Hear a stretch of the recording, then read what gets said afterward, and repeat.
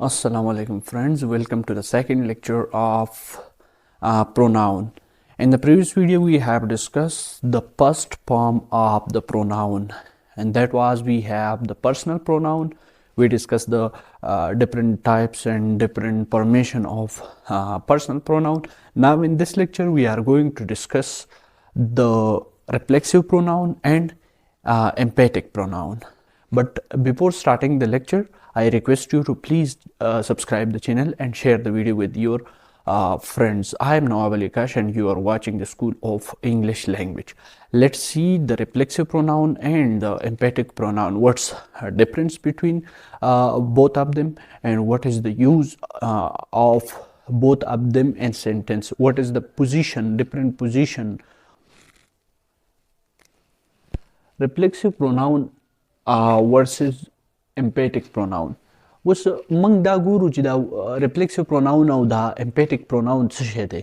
دا اکثر د دې کمپوزیشن چې کوم دی نو یو شان دی، یعنی جوړښت د دې دوه یو شان دی. بیا اکثر خلک کنفیوز شي، اکثر په ایگزام کې راشي یا په پیپرز کې راشي. دا د emphatic pronoun چې کوم دی دا 7 په انګلیش کې دی، او دا reflexive pronoun چې کوم دی دا 5th په انګلیش کې دی. مطلب په هر انګلیش کې د هر کلاس په انګلیش کې په څه نه څه شکل کې دا دوه موجود دي. نو بیا په هغه وخت کې خلک کنفیوز شي ځکه چې دا جوړیږي یو شان. myself په خپل ټایم باندې په دې ټایم باندې چې کوم دی په یو سنټنس کې myself چې کوم دی نو دا reflexive pronoun هم دی او emphatic pronoun هم دی. دغه شان دی yourself چې کوم دی نو دا reflexive pronoun هم دی او emphatic pronoun هم دی. دغه شان himself, herself, oneself, itself, ourself, yourself and themselves. دا یو څلور پنځه شپږ مثالونه دي. دا په خپل ځای باندې reflexive pronoun هم دی، emphatic pronoun هم دی. اوس به تاسو کنفیوز شئ چې دا pronouns چې کوم دي دا emphatic pronoun هم دی او reflexive pronoun هم دی. نو ته به په دې کې به ته ډفرنس څنګه پیژنې. ډفرنس آسان دی، خو اول یې معنی زده کوئ. myself میں خود، yourself تم خود. چې معنی ته نه یاد نه غواړئ دا تاسو بیا په جمله کې صحیح طریقه نشئ استعمالولی. himself و خود هغه په خپله، herself و خود د زنانه لپاره استعمالیږي هغه په خپله. oneself ایک آدمی خود، ایک انسان خود. itself یہ خود. ourself ہم خود. yourself تم خود. اور دغه شان دی بل دی themselves او خود په جمع لپاره استعمالیږي. یو معنی داسې هم کیدی شي. دویم معنی چې کوم دی اپنے آپ هم کیدی شي. وہ اپنے آپ، وہ یہ اپنے آپ، میں اپنے آپ، دا معنی هم کیدی شي. نو که تاسو کوم یو معنی لکه زه په خپله، هغه په خپله، هغوی په خپله، هغې په خپله، دا ټول چې کوم دي دا زموږ سره reflexive pronoun دي. اوس دا ګورو دې کې چې کوم ډفرنس دی هغه ګورو. اول د دې ډیفینیشن چې کوم دی هغه کوم دی. د دې ډیفینیشن دی راځئ وګورو. those pronoun which end with self، هغه pronoun چې کوم په self SELF په self باندې یو ټکی ختم شي نو ته پوه شې چې دا reflexive pronoun دی یا emphatic pronoun دی. اوس د ډفرنس ښیم، خو ته صرف دومره پوه شه چې په self یا په selves والی چې دا جمع ده، دا به د لکه ourselves، themselves، yourselves دا د جمع څخه استعمالیږي. SEL self چې کوم دی دا د واحد څخه استعمالیږي. مثال په طور باندې myself، itself، himself، herself. نو self د واحد څخه استعمالیږي. myself، himself، herself او self چې کوم دی دا د جمع څخه استعمالیږي. دومره وپېژنته چې یو ټکی کله په self یا په selves باندې ختم شي نو دغه ته به reflexive pronoun یا emphatic pronoun وایي. اوس په دې کې چې کوم ډفرنس دی راځئ هغه ډفرنس ګورو. د دې چې کوم شکوک و شبهات موږ ته په لرننګ کې راځي، په زده کړه کې راځي یا د انګلیش په لینګویج په یوز کې راځي، نو په دغه وخت کې راځئ ګورو چې دغه ډفرنس څه شی دی. نمبر 1 reflexive pronoun چې کوم دی دا به object of the sentence، یعنی د ورب چې کوم دی نو دا به object دی. همدغه دا myself، yourself، themselves وغیره دا چې کله په جمله کې as a subject استعمال شوی نو دا به څه شي، دا به reflexive pronoun وي. یعنی as a subject څنګه استعمال شوی، I will go myself، نو په دې کې دا as a subject work کوي کار، ما زه په خپله لاړم. emphatic pronoun چې کوم دی نو دا به څه شي؟ دا به combination with another noun or pronoun. دا به د بل ناون یا د پروناون سره د دې کمبینیشن وي، یعنی دا به د بل ناون یا د بل پروناون سره یوز کیږي د څه لپاره؟ to place a special emphasis.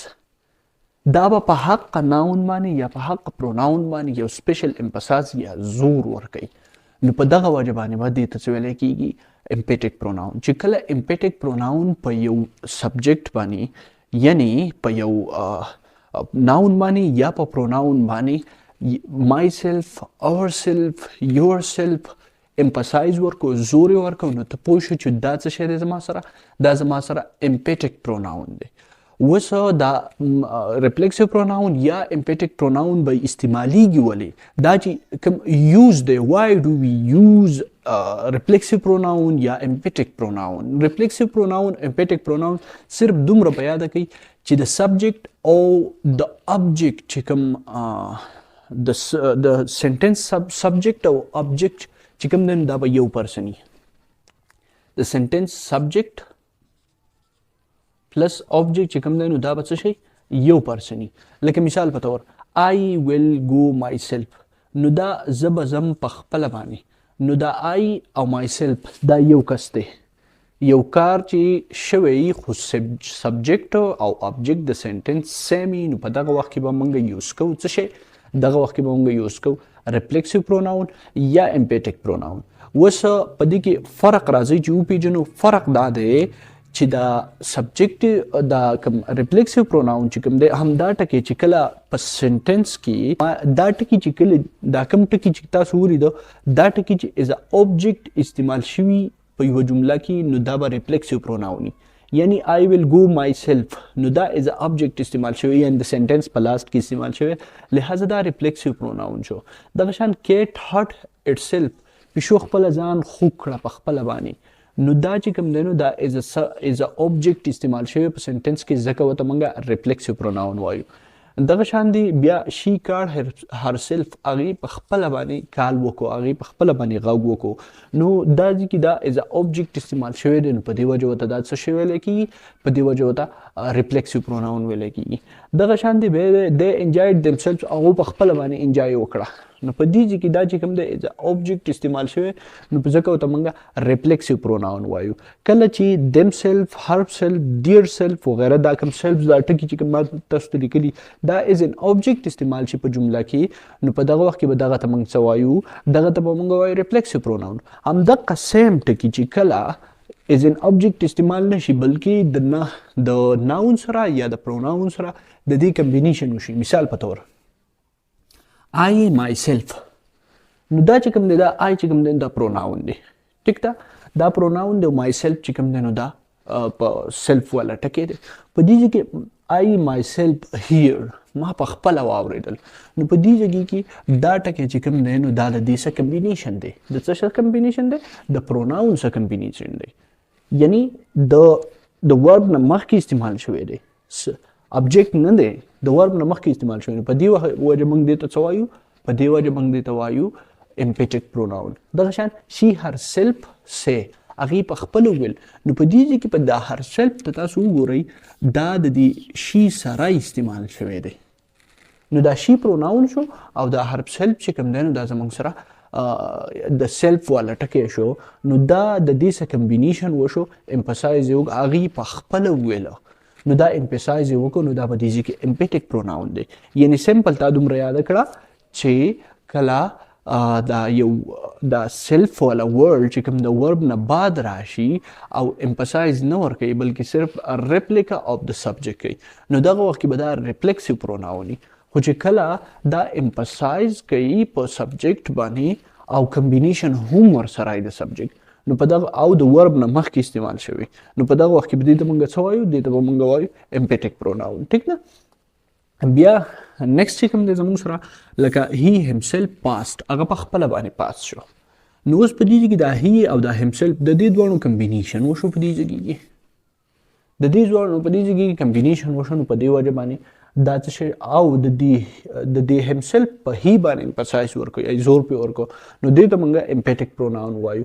I myself saw، ما په خپله ولیدو، نو اوس په دې ځای کې د آی او د مای سیلف چې کوم دی نو دا کمبینیشن هم دی او دې په دې باندې امفسایز ورکو لہذا دا زما سره امپیټک پروناون شو. دغه شان they themselves admitted their guilty هغوی په خپل باندې خپل ګیلټ چې کوم دی غلطي چې کوم ده نو هغه قبول کړه.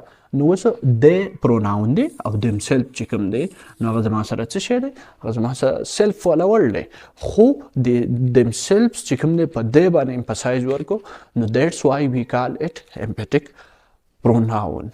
نو دا زموږ سره چې کوم وو نو دا emphatic pronoun او د reflexive pronoun ډیفرنس وو.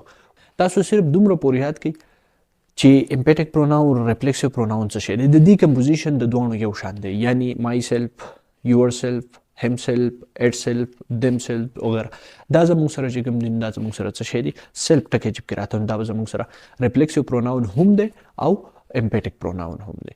اوس په دې کې زموږ سره ډیفر څه دی یعنی فرق څه دی. نو reflexive pronoun چې کوم دی نو هغه زموږ سره هغه pronoun ته ویل کېږي چې کله دغه as in object په یوه جمله کې استعمال شوی نو دغه به ته ویل کېږي. د یو کار سبجیکټ او object به دواړه یو شاني یعنی سبجیکټ او object به د یو کار یو شاني په دغه وخت کې به دې ته موږ reflexive یا emphatic pronoun وایو. خو چې کله as an object استعمال شوی وو نو په دغه وخت کې به دغه زما سره څه شي دغه به زما سره یي reflexive pronoun. خو چې کله emphasize یې ورکړو او combination with noun یا د pronoun نو په دغه وخت کې به دا زما سره emphatic pronoun وي. او د emphatic pronoun د doubts د کلیر کول لپاره موږ دا یو 2-3 سنټنس ولیکلي که فرض کړئ emphatic pronoun موږ د یوې جملې نه وباسو نو هغه معنی چې کوم دی بیا موږ ته دغه جمله کلیر معنی راکوي. خو که کله موږ reflexive pronoun د یوې جملې نه وباسو نو بیا معنی چې کوم دی نو هغه کنفیوز کیږي. نو په دې وجه په دې کې ډیفرنس دی. که بیا هم ستاسو څه کوېسچن نو کمنټس باکس کې کوېسچن وکړئ یا ستاسو څه کنفیوژن نو کوېسچن وکړئ. ویډیو د نورو ملګرو سره لازم شیر کړئ. د بلې ویډیو پورې مال راکړئ اجازت. د الله په امان.